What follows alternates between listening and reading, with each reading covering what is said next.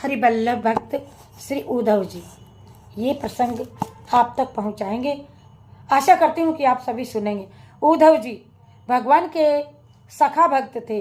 अक्रूर के साथ जब भगवान ब्रज से मथुरा आ गए तो कंस को मार करके सब यादवों को उन्होंने सुखी बना दिया।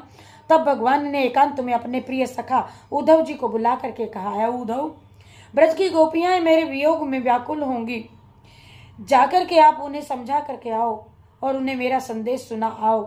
मैं तुमसे अलग नहीं, सदा तुम्हारे साथ ही हूँ।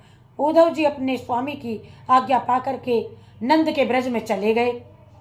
वहां चारों ओर से उन्हें ब्रजवासियों ने घेर लिया और लगे भांति भांति के प्रश्न करने। कोई आंसू बहाने लगा तो कोई मुरली बजाते हुए रोने लगा, कोई भगवान का कुशल समाचार पूछने लगा और उद्धव जी ने उनको यथायोग उत्तर दिया। सभी को धैर्य बंधाया। एकांत में जाकर उन्होंने गोपियों का ज्ञान सुनाया। उन्होंने कहा, भगवान वासुदेव किसी एक जगह नहीं है, वे तो सर्वत्र व्यापक हैं। उनमें भगवत बुद्धि करो, सर्वत्र उन्हें देखो। गोपियों ने रोते हुए कहा, उद्धव जी तुम ठीक कहते हो, किंतु हम गंवारी बनचारी गूढ़ ज्ञान को भला कैसे समझ सकती हैं। अरे हम तो उन श्याम सुंदर की भोली भाली सूरत पर अनुरक्त हैं।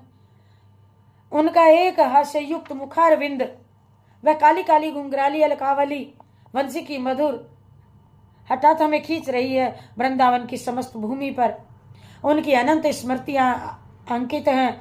तिल भर भी जमीन खाली नहीं है जहां उनकी कोई मधुर स्मृति ना हो। हम इन यमुना पुलिन वन पर्वत वृक्ष लताओं में उन श्याम सुंदर को ही सदैव देखती हैं। इन्हें देख करके ही हम इस स्मृति मूर्ति मान देख करके उद्धव जी अपना समस्त ज्ञान भूल गए और हृदय पटल पर उनकी मूर्ति नाचने लगी।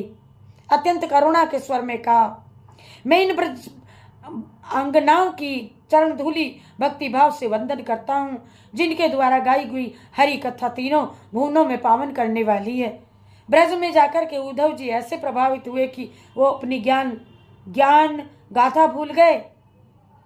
हे भगवान, नाथ आपके चरणों में आधे क्षण के लिए भी अलग नहीं होना चाहता, मुझे भी अपने साथ में ले चलिए। भगवान ने कहा, उद्धव मैं इस लोक में शरीर द्वारा अनारहित होना चाहता हूँ। मेरे अनारहित होने पर ही घोर कलयुग आएगा, इसलिए तुम बद्रिकाश्रम चले जाओ और वहां तपस्या करो, तुम्हें कलयुग धर्म नहीं व्यापेगा। भगवान की ऐसी मर्जी। उद्धव जी चले गए, किंतु मन भागवत की लीलाओं में लगा रहा।